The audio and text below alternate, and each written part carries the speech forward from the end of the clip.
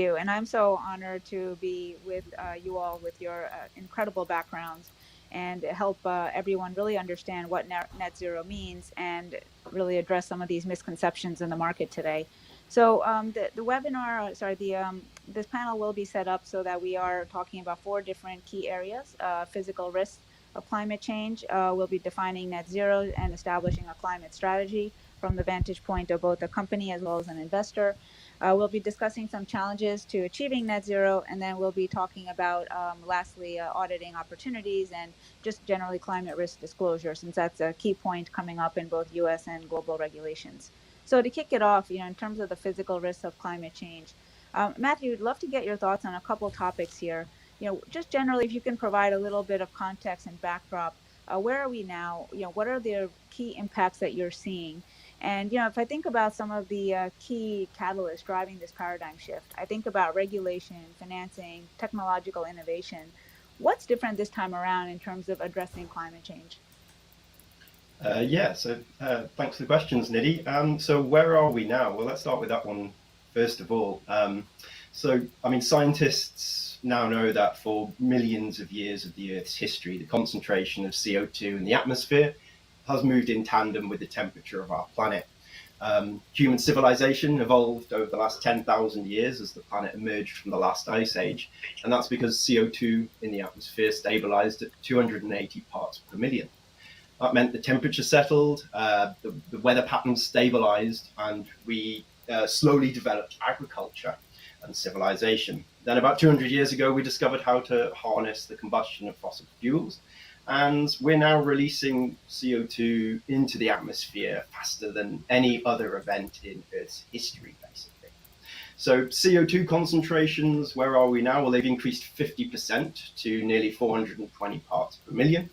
The planet is already over 1 degree C warmer on average, and with nearly 1.5 degrees warming locked in as the Earth system plays catch up, and it'll eventually reach equilibrium. And because that warming is not evenly distributed, it means that land, cities, and areas like the Arctic have warmed by 2 or 3 degrees already, so they warm faster. The ocean warms slower. And then in the last 20 years, we've experienced 19 of the hottest years in the last 2 millennia, half of the strongest Atlantic hurricanes on record. There's been searing heat waves across Europe, US, Australia, and currently Canada, and some of the largest wildfires on record in areas such as Russia and California. Glaciers are retreating, the Arctic has lost 40% of summer sea ice, and marine life is moving towards the poles at a rate of about 35 kilometers per year. But remember, there's lots of physical changes taking place, and we can pick these different events taking place all over the world. But remember, we're interested in climate. We're not interested in weather. So we need to look at the statistical trends, and the insurance industry is very good for that. So if you look at the frequency of climate-related natural catastrophes such as wildfires, heat waves, droughts, or storms, they've tripled in the last 40 years. Whereas if you look at geophysical events which are unrelated to climate change, such as earthquakes, tsunamis, volcanic eruptions, they've increased just 40%. And that's because there's more people on the planet and there's more infrastructure to get in the way. But clearly, climate is already having a very large impact. Climate change is already having a very large impact on the world. So if we relate that into sort of economic impact, the acute physical damages, those natural catastrophes, they already add up to about an extra $100 billion per year of damages. But once you start factoring in other elements of climate change, like water stress, hunger, lost productivity and economy, climate change is already impacting GDP by about 0.5%, or about $500 billion. And if we make no change to our existing systems, those damages are going to continue to rise exponentially. That's going to end up, if they follow a manageable pathway, costing the economy 10 to 15% of GDP, or the equivalent of roughly 5% of sort of today's money. But there's also risk around tipping points, which is our subject today. So these are physical changes which can accelerate everything even faster. This could be accelerated melting of the West Antarctic ice sheet to accelerate sea level rise, changes to ocean circulation, rapidly changing the weather, melting tundra or the frozen soils, which could release more methane or CO2 than we expect. There's lots of these physical changes which could happen really quickly, and these tipping points could create unforeseen, sort of unmanageable change that we're just not prepared for. And you kind of mentioned, I think it was COVID as a sort of wake-up call to green swan events and kind of what's happening in terms of the regulation and financing and technological innovation. Are we seeing this kind of paradigm shift? And there's kind of two questions in there. What have we learned from COVID, really? And I think it's taught us two things. Number one, COVID's taught us that we can get things done significantly faster than the established thinking would have us believe. So 18 months ago, the given wisdom was that it takes about 10 years to create a vaccine. And now we've got 5 vaccines on the market just a year later. Secondly, COVID's also taught us that the whole world needs to cooperate for an effective solution. So we don't de-risk the disease until everybody's had a vaccine everywhere. And so in this respect, climate change is very similar. It's a big global problem. I think we can solve it way faster than we think. But I think we need everybody on board pushing as hard as possible. And so in terms of regulation, we've seen 100 countries over the world covering well over half of all emissions have pledged net zero by the middle of this century. And countries like Sweden, UK, France, New Zealand, they've baked it into law. And we're seeing growing use of kind of command and control type legislation to mandate net zero technologies like renewables or electric cars. And I think that's going to be, one of the key outcomes for COP, the climate conference in Glasgow later this year, will be fleshing out those commitments. How exactly is each country going to get there? So that's kind of on the regulation side. And then, you also mentioned the financing and the technology. And I think we have seen a paradigm shift there to sustainable investing. There's over $100 trillion of assets now signed up to initiatives like the Principles of Responsible Investment or Climate Action 100. Though, ESG specific assets under management are still only a few trillion, as are green bonds. And so that's less than 5% of equity in debt markets. There's still a long way to go. And that needs to go into the technology, which was your last point there. We have seen massive shifts in wind and solar. Prices have fallen 90% over the last decade. And new renewables facilities are competing on cost with new coal or gas facilities for producing electricity all over the world. And every time installations double, wind costs decline by 10%, solar costs decline by 20%. And, they're still just 2 or 3% of final energy. So once that doubles another 4 or 5 times over, you're going to be generating renewable electricity at less than half the price of the equivalent fossil fuel. So a bit of a long answer there, but, in terms of the regulation, the policy, the financing, the technology, there are all of these things happening, and it certainly feels like we're at a tipping point in the transition and accelerated change. Yeah, that's very interesting, and thank you for that in-depth backdrop. It does seem that since we are seeing a lot more physical implications and having gone through COVID, there's no question that we've seen a step up in the regulation, and then from that, the financing angle is quite interesting, which we'll get into. I definitely, from a regulation standpoint, saw quite a bit on the insurance side in the very early days, so it's interesting you mentioned that as well. And moving on to technology and innovation, a lot of our listeners today will be very interested in understanding clean tech investments and the drive there. I mean, it does feel like we're in quite a bit of a transformational phase from a clean tech investment standpoint. Henrik, maybe you could talk a little bit about that in terms of, the energy transition. So I understand that to reach net zero emissions by 2050, we need investment worldwide to basically triple by 2030 to over 4 trillion or around that. And I'm just curious as to what you're seeing in terms of what's viable from an energy technology standpoint, and what is being done right now from the major oil and gas guys and heavy industrial players today. Yes, thank you. Yeah, I think that's a good question. That's a lot included in that question, and absolutely, investments need to increase, financing need to increase into this area here. You can say the good news is that we have already seen a lot happening in terms of driving down cost, like Matthew just mentioned. A lot was driven by the European Union, Germany, Denmark, Spain, at least on the wind side, and also on the solar side have done a lot. But really the key driver is what's happening in Asia. Asia, the prime focus is actually not really the climate change, but it's more air pollution. Some 5 million people dies every year from air pollution related issues. And also most of the countries in Asia are importing a vast majority of the energy that they're using, and they're importing that as fossil fuel. China and India are importing 70% and 0% approximately of their energy consumption from other countries. And both of these countries are responsible for more than half of the growth in energy demand in the future, in the next 20 years.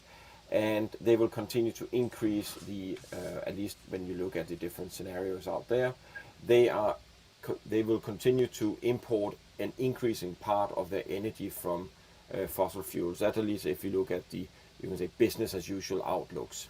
So if you cut that down, you can say these countries continue to export capital and jobs to other countries, while they keep the health-related issues and the carbon emissions. And some of these countries, including China, have set some ambition of net zero by 2060, not 2050.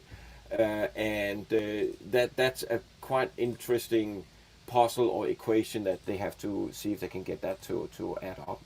Actually, they have already done quite a lot, and that I think is probably why we see so much development happening in China. They are more or less sitting on the solar industry.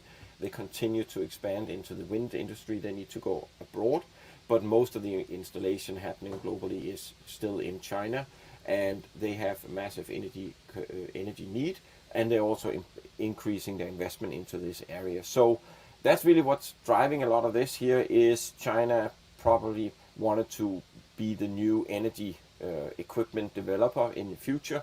If you go back 150 years, when we saw England taking over with coal in the Industrial Revolution, then we found oil and gas, and then the big focus globally from an industrial point of view also shifted more to the US. And the question is really, what is then the new energy technology is going to be in the future? That's probably in the renewables, and that's where China have their eyes. I think the key thing is like, what is really the most viable? Well, the most viable in terms of cutting down on emissions is don't do them, meaning energy efficiency or cutting back on the actual energy consumption. But then the second best is the ever cheaper renewables, as Matthew mentioned, with the learning curve effects, etc. I think that's one thing people should always keep in mind. Fossil fuels are inflationary products. They are commodities. When we have taken them out of the ground, we need to go a new place to dig them up again, and that means that we have taken a lot of the easy part, and that implies that we have to go longer, further, deeper, which is more expensive in order to get the new parts.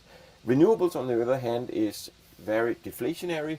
When we first have built the equipment, wind and solar is already there. We don't have to think so much about transporting the energy source to the place, or we only have the grid connection away from the place, and we can produce this equipment in a factory. So, and here we have economies of scale. Henry Ford taught us about the different ways of increasing here. So that was really the very high level. So a lot will continue to happen on the energy transition side. I think a lot of it is going to be driven by the industrial companies. The oil and gas companies, I think, are very much focusing on making a story that they're doing something. But if you look at the capex budget for the last couple of years, it's been something like 5% of capex has been used to energy transition R&D, and that's really difficult in a very capital-intensive industry. If that's what you're using to really to change your business model going forward. So I don't think we necessarily should rely on the oil and gas companies to be the one driving this energy transition. I think that will be utility companies and industrial companies making equipment, etc. There, That's excuse me, interesting. Nidhi, excuse me, Matthias here. A question came in.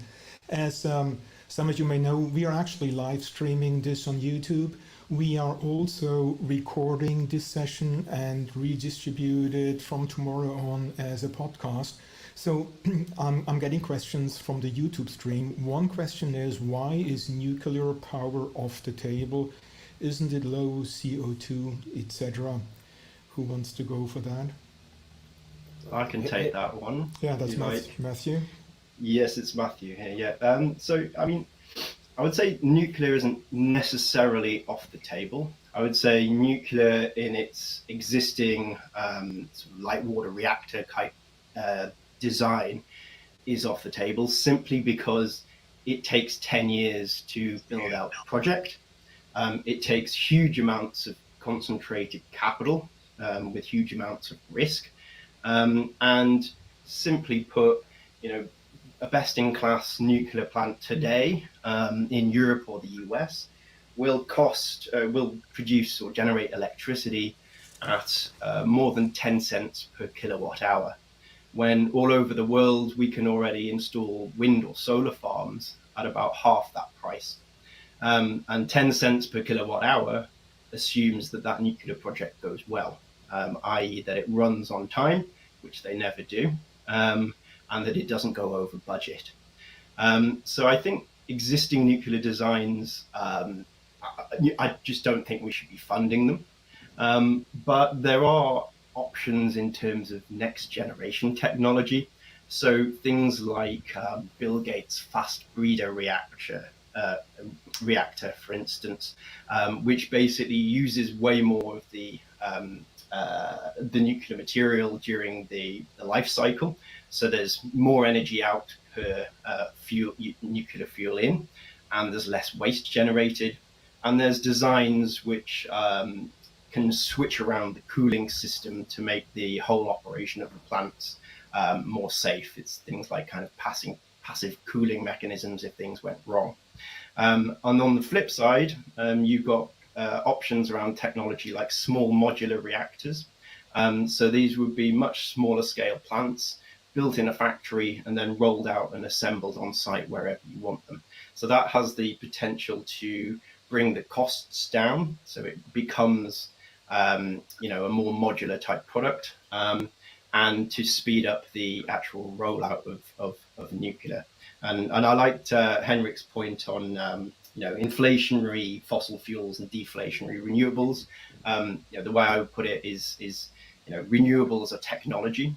They scale with similar way to Moore's law, versus fossil fuels is geology, and that's digging things out the ground. What you would need for nuclear is to move away from the old designs, which are slow, and move towards a modular type manufacturing. So yeah, I would be an advocate of still putting R&D money to work in kind of new nuclear designs, but I don't think we should be building the existing designs. Great. That was really insightful. Thank you, Matthew. Great. And in the interest of time, we'll continue to move forward. Wanting to define net zero and carbon neutrality, there's a lot of misconception out there between these two strategies and how to even begin to develop a transparent and credible climate strategy. So just very quickly, Matthew, can you just define the difference between net zero and carbon neutrality for all the listeners today? Yeah, and I'm not sure that's so easy. Well, net zero is easy, right? So net zero is simply the amount of human emissions entering the atmosphere from our everyday lives, transport, industry, basic amenities, food. All of those emissions going into the atmosphere must be balanced by the same amount of emissions we must take it back out of the atmosphere. So that means we either emit none in the first place, or more likely we reduce the emissions as much as we can in the first place. And then there are those stubborn emissions from certain industries that'll be hard to get rid of. We offset them using methods to basically capture the carbon from the air. Carbon neutral is a little more complicated. It's not so well defined. Basically, the term carbon neutrality sort of came out of the original Kyoto Protocol in 1997. So this was the original agreement on carbon reductions under the UNFCCC framework. which, as part of that, established these market-based mechanisms, things like emissions trading and the clean development mechanism, where countries could basically trade unused emissions allowances, or they could get credits for deploying emission reduction projects in developing countries. And so, countries, or increasingly corporates today, could use these offsets or credits to reach carbon neutrality. However, what we soon learned was that sort of not all offsets are equal. So some projects, you can fund some projects like tree planting, and this actually draws carbon out of the air. So, in theory, that could get you to net zero by offsetting your residual emissions if you plant enough trees. But other projects, such as building solar farms in developing countries, yes, that may avoid future emissions, but that doesn't get you to net zero, because you as an entity could still be putting CO2 overall into the atmosphere. And so there's carbon neutrality. It can be net zero, or it can be kind of avoided emissions, and so there's a bit of nuance to it. And what I would say is that even emission reduction offsets like tree planting, which actually sucks the CO2 from the air, that's only ever going to be able to cover 5 to 10% of today's 50 billion tons of CO2 equivalent emissions. So, if you're a corporate and you're looking to truly support a net zero transition, you have to reduce your own value chain emissions as far as possible before you even start thinking about offsets, in my view. That's very helpful. And there's just so much confusion out there, even from companies, as they're trying to identify their strategies as to what carbon capture technologies can work or how economical it is. And there's just a lot of confusion about that terminology, just generally speaking. So it's really helpful to have your insights. And speaking of companies and setting strategies, Julie, you've seen a lot with the multinational corporations, and you've been very actively involved for many years in terms of developing their sustainability strategies. I'm just curious, from the fact that supply chain does account for over 70% of emissions, how many of these leading multinational corporations are reacting towards dealing with climate change? What are the current trends and issues they're doing, and how are they handling decarbonization, generally speaking, across the value chain?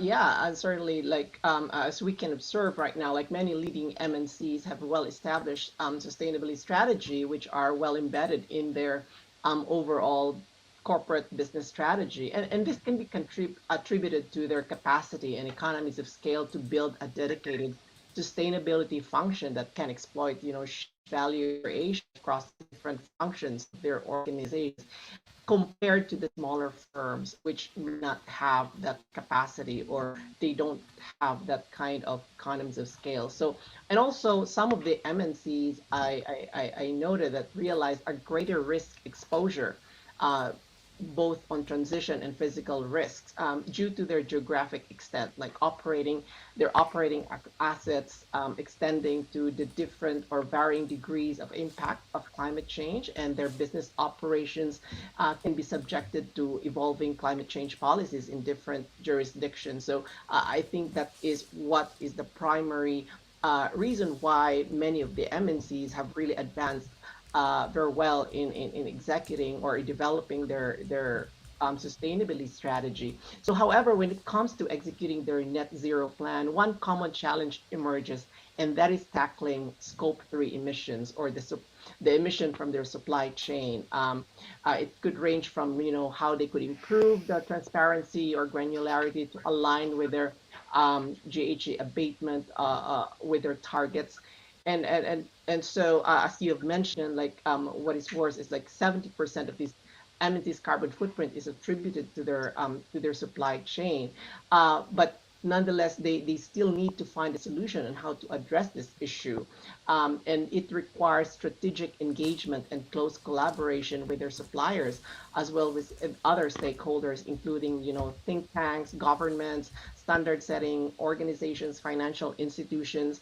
And I can cite an example here at IFC, wherein these global brand clients of ours engage with us to help them decarbonize their own supply chain, and that is by providing advisory with their key suppliers, as well as providing some innovative financing so that these suppliers, which happens to be in many of these emerging or at least developed countries, are able to tap into these finance, which access to finance and also their capacity to identify what are the appropriate solutions, sustainable solutions for their operations, so they could align with their align with the with these MNC sustainability targets.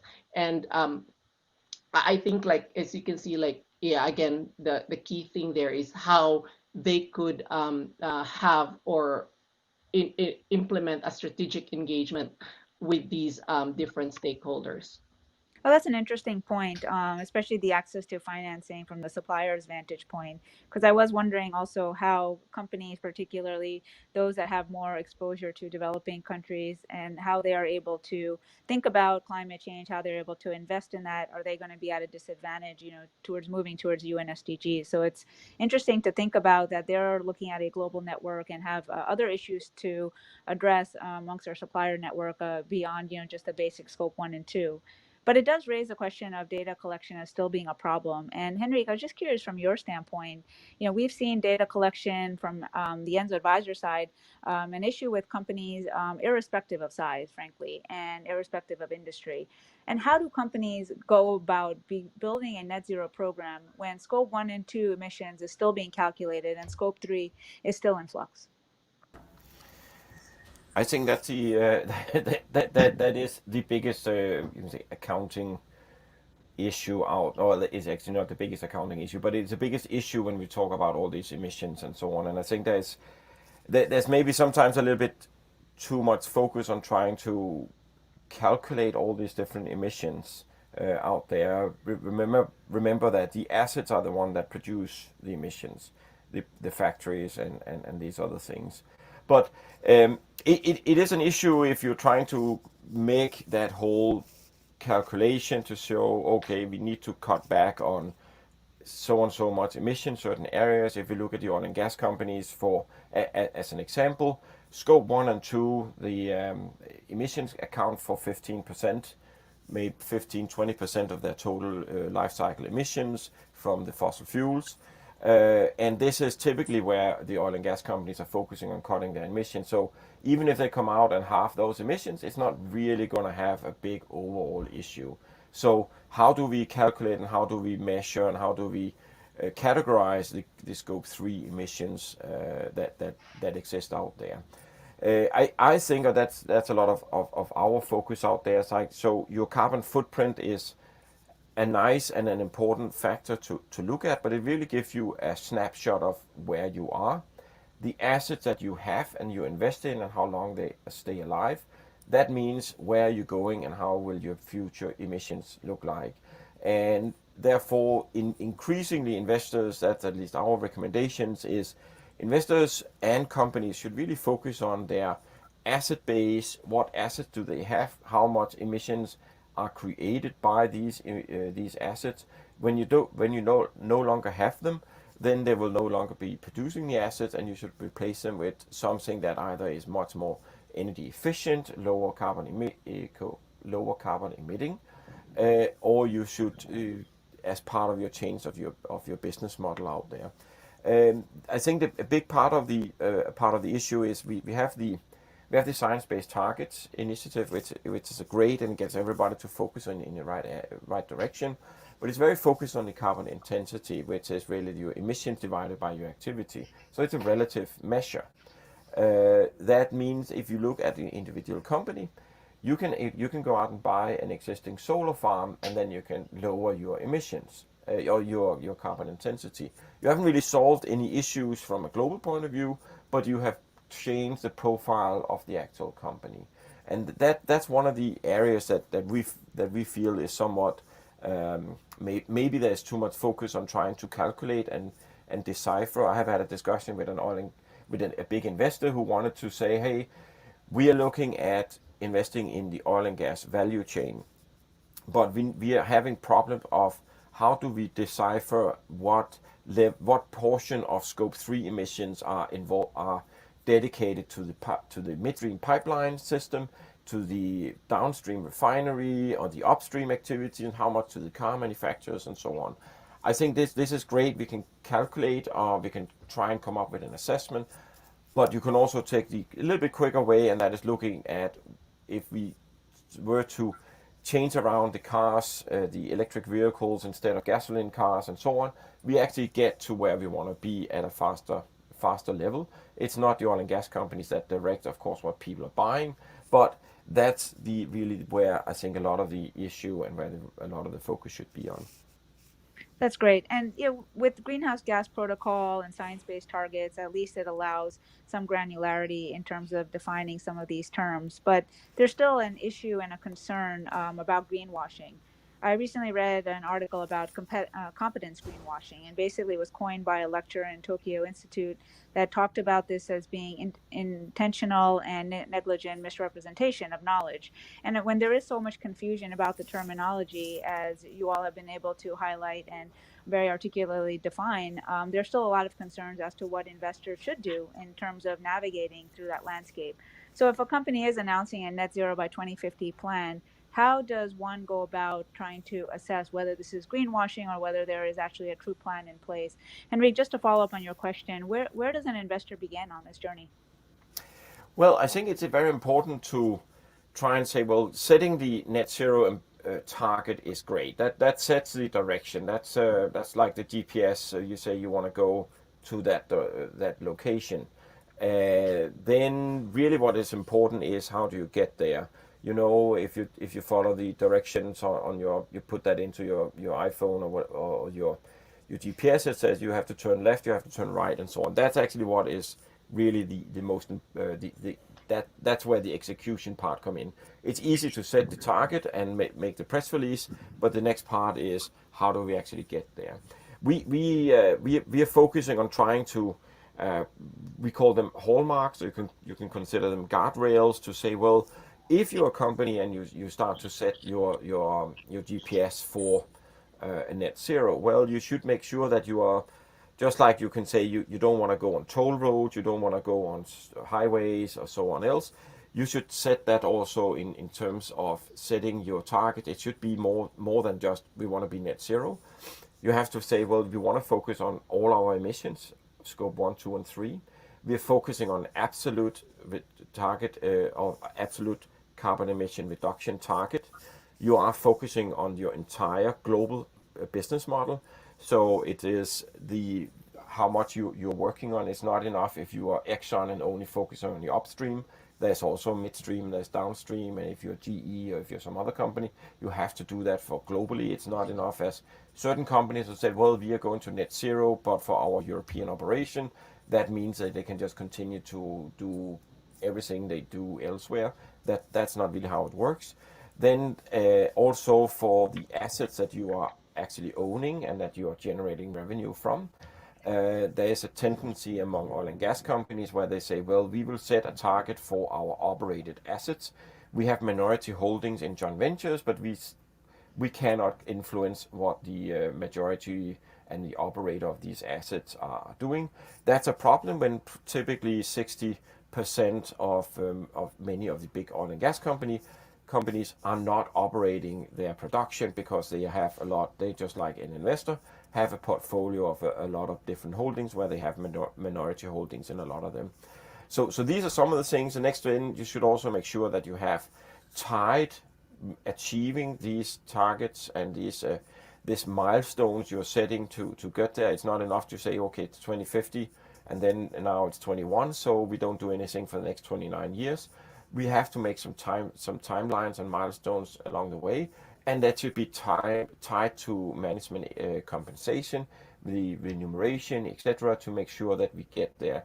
And then lastly, as Matthew highlighted here, how are we actually getting to the net effect? Because a lot of the technologies and a lot of that's focusing here is we want to do offsets, we want to do certain things, but there is still a global increasing emission level out there. A lot of these CCS, carbon capture and storage, or CCUS with utilization and storage, are really focusing on continuing to do your current production, but you're trying to offset some of that activity. but we actually need to shrink the emission overall. So how are you going to get there? What is the net meaning for you? Are you going for, are you investing in carbon technologies? Are you going to plant trees or nature-based solutions? Do you have secured the land?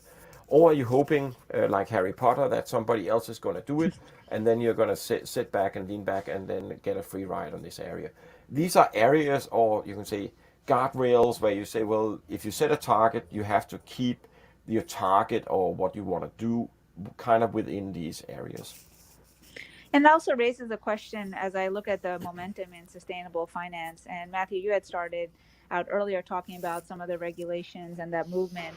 And when I see these concerns about the actual definitions and this issue with the greenwashing, I almost think it might be a risk for that movement towards sustainable finance, because there is a focus on KPIs that may or may not have the grounds to be supported by true science, or maybe there is a lot of misconception about what those KPIs are.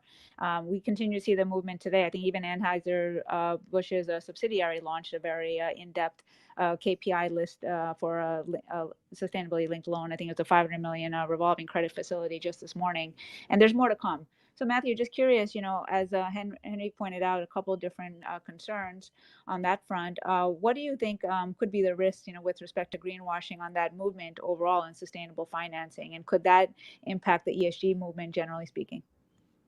Yeah, so a good question. And I think we've touched on lots of the topics around that already. And I think just overall, the biggest risk is really just creating confusion. And it's not just confusion for corporates or investors and financiers, but also NGOs and society in general around what is green, what is sustainable, and how should it be accounted for and measured. And just before we started today's discussion, I had a little look through, and I was thinking through some of this sort of alphabet soup of recommendations and organizations out there in terms of climate change and sustainability.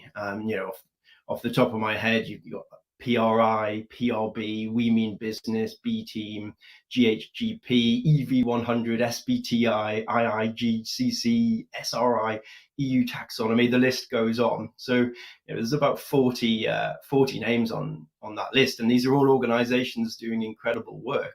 But I feel like kind of environmental accounting and reporting is where financial accounting was 90 years ago following the Wall Street crash, right? We know it needs to be done, but it's a mess, and it all leads to align and become way better standardized and streamlined. And that is happening. There are agreements coming in place, and they're all starting to align along various frameworks. But it's difficult, for as a newcomer to this, you look at that alphabet soup of abbreviations, and you kind of think, well, where do I start? So what I would like to see to avoid all of this confusion, and this facilitates greenwashing, of course, I would like to see a global consensus emerge on basically environmental accounting. Got it. And Julie, from your perspective of working so closely with MNCs, are you seeing that they have been making some major inroads in terms of establishing their climate strategy? How many of them are focused on TCFD framework as a starting point? Or do you think that there's still a lot of concern, with respect to seeing more issues with engine number one and Exxon type situations or activist type situations come to market?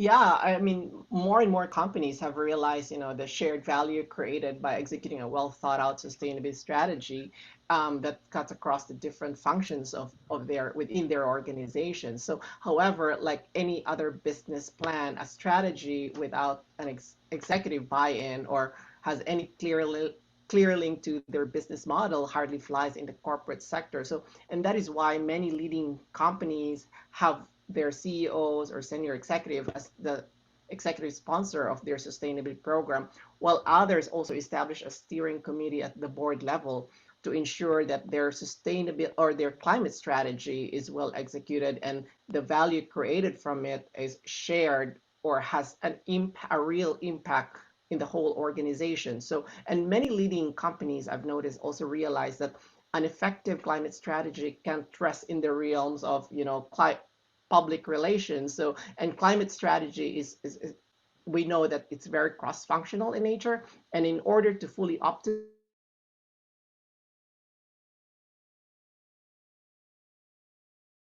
right from the start, from the development to operationalization of this strategy across the different functions with a very clear objective of what it wishes to achieve and formulating the right questions of the what, the why, and the how um, in order to articulate a clear and effective climate strategy. And also, as we have seen, the impact of climate change that cuts across the different facets of the organization, from financing to operations to sales. It is not surprising also, with different stakeholders of these companies also take up the necessary action to protect their own interests. And these include customers, employees, financial institutions, investors who are providing capital to the firms, and realizing that their financial returns hinges, especially over the long run, to the or linked to the business sustainability of the company. And you have seen already also, the a lot more companies like the BP, Ford Motors, Cemex, Foxconn have also right into this net zero commitment, and this has accelerated actually in 2020. For the investor side, we have seen, I think there was that was launched in 2019 and convened by the UN, the Net Zero Asset Owner Alliance. It is an international group of 34 institutional investors with asset under management of 5.5 trillion have committed to transition their investment portfolio to net zero emission by 2050. Julie, just to follow up on that point on the alliance, are there specific criteria by which they are being tracked and or audited in terms of their goals and how to achieve that? Unfortunately, there's none. I mean, I think it is still very nascent of like how they are being evaluated. In fact, all these the standards as Matthew raised earlier, it's still like evolving, and it is um, it is both like how do you call this, an opportunities at the same time a challenge for us right now, because like the emergence of all these different standards without a globally accepted standards like what we have in financial accounting, where we have a general accepted accounting principles, and there is also a well-established accounting body like the FASB or the IAS. But in the environmental accounting, we don't have that yet. So I believe that that would be it will remain a challenge, and I think that will be where the opportunity as well for many of these think tanks and standard setting bodies, or including also the verifiers or auditors, can work together in order to improve this kind of like environmental accounting, and to ensure that there is a consistency and comparability when these data are disclosed, in order to aid all the users on how they could use those data and analyze those data and That's make great. it That's work. Yeah. perfect. A perfect segue to the last topic we'll cover today on the podcast, which is on climate risk disclosure and auditing. Whether it's an opportunity or whether it's just a total nightmare, I guess the jury's out on that one. But essentially, we've seen a host of global regulations pointing us towards this increasing disclosure. But a lot of these companies and investors, they're just not well equipped at this point to address risk. And some of the statistics I've seen recently, from an auditing standpoint, indicated that 57% of companies globally are still relying on sustainability reports. They're not necessarily integrating ESG into filings. And that makes it very challenging from a comparison standpoint. It's not only challenging for companies, investors, but just broadly for stakeholders overall. And so, Matthew, as I'm thinking through these various risks from a TCFD framework, which seems to be the go-to globally, and it looks like US is heading in that direction as well. Could you just help us define the types of risks, particularly focusing on the transition risk, and how do companies go about addressing these risks? And we could talk a little bit more on the auditing standpoint. Yeah. In terms of your TCFD framework, so if you look at the standards at the moment, and we're talking, I just mentioned there's probably about 40 out there for various stakeholders, but on the kind of carbon accounting, greenhouse gas protocol has emerged as the kind of leading standard to add up your carbon footprint, and TCFD is the emerging framework which seems to be leading in terms of building out a climate strategy. And a lot of the other strategy frameworks out there are all kind of integrating in with this. So it defines basically three types of risk. So first of all, you have you need to be thinking about physical acute risk. So this is the risk of extreme weather, heat, drought, etc., and how that's going to impact your assets and your operations going forward. And then it also defines chronic physical risk. So this is the more gradual rising average heat, rising seas, and how that's going to impact the business long term. And then, of course, there's transition risk and transition opportunity. So this is thinking through all of the ways in which technology is going to change, whether your products are going to become defunct, or whether there's a particular product which is going to enable net zero. Are you going to be able to maintain a social license to operate as a business? All of these kind of questions, TCFD, it steers you through these risks and makes you think through them in a qualitative manner. And then I think best practice on this is to also couple that qualitative assessment with a quantitative assessment as well. So damage forecasting, trying to figure out value at risk, target setting, we've already mentioned on the science-based targets, etc. These are the kind of analyses which we would encourage companies to undertake, and that's what we've been working through at Enzo Advisors, both through our own climate change strategy, but also we've partnered up with other companies to put that in place, to build out the technology on how to do all of these things, because some of them are very complicated, right? So for instance, scientists use supercomputers to forecast what's going to happen in terms of climate over the next 100 years, with a resolution down to kind of country, kind of regional levels.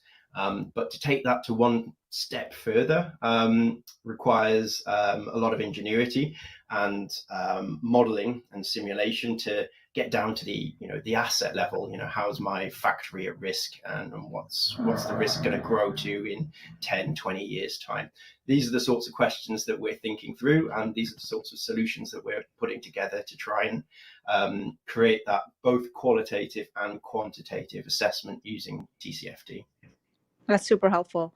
And that brings me to our last question for the podcast about stranded assets. Definitely a topic that's come up quite a bit. We've talked about developing net zero strategies. We've talked about oil and gas companies and what they need to do to move down the decarbonization curve and, in fact, invest in clean tech technologies. But there are challenges from an auditing standpoint, whether it's the changes in timing on a decommissioning project and how that impacts depreciation, or the topic of stranded assets, which I think is constantly evolving. And Henrik, I'd love to hear a little bit more about your take on how do you go about identifying and quantifying stranded assets. I imagine this will be a topic that will be discussed in the months to come in a much more aggressive way.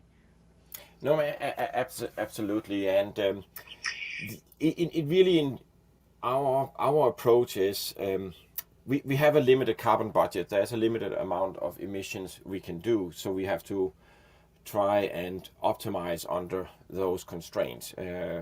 Not meaning that we have to fulfill and use them all. That's probably what is going to happen, but we should actually try and reduce our emissions altogether.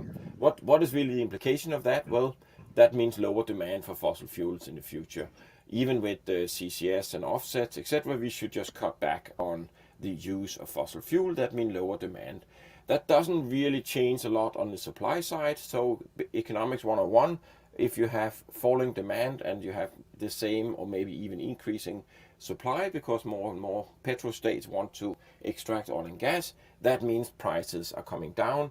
So the more expensive production or asset you have, the more likely these assets are going to be stranded or being uneconomic. Stranded asset doesn't mean that they suddenly nobody can get to them, but it means that they will have to be accelerated, depreciated.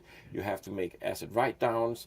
We actually saw during COVID year 2020, oil and gas companies wrote down, I think it was $170 billion worth of fixed assets because they no longer had or could justify the prices that they have assumed going forward.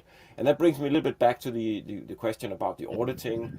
We will come out with a report here later in, I think in a month's time or so, where we have been looking at what we call the front and the back end of financial accounts. We can talk about the TCFD frameworks and so on, but we can actually do quite a lot of work already just by looking at the financial accounts, what the companies are doing, because they have the narrative in the beginning where they talk about everything that's going on, and then we can see what are the actually assumptions that they're using in the back end, in the notes, in the impairment prices, impairment costs, and so on. So if a company is talking about, well, we want to get to net zero, but they expect and they use an impairment cost to really reflect all their assets at $80 of oil in the future, or maybe $70 in the future out to 2050, in a scenario in a world where we very likely will have a much lower demand. That probably is maybe one of the biggest disconnect we can start out by trying to point out. And that's actually also the auditors who have some of the responsibilities to highlight that there seems to be some inconsistencies between what companies are doing and what companies are saying they're doing and what they're actually doing. That will probably be one of the starting points to look at.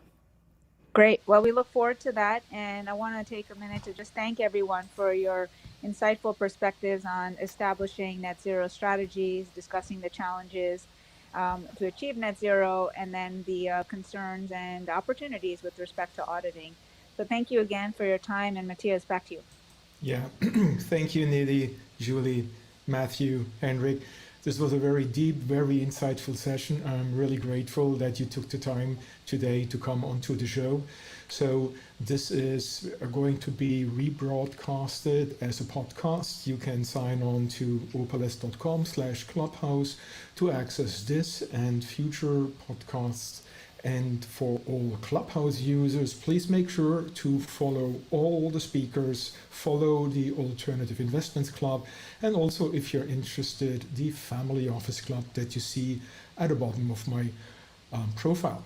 I'm going to enter the room now. Thank you, Nidhi, again for putting this wonderful group together, and all the best. Looking forward to have you again at a future show. Thank you and bye-bye. Thank you. Bye. Bye. Thank you. Thank you. Thank you.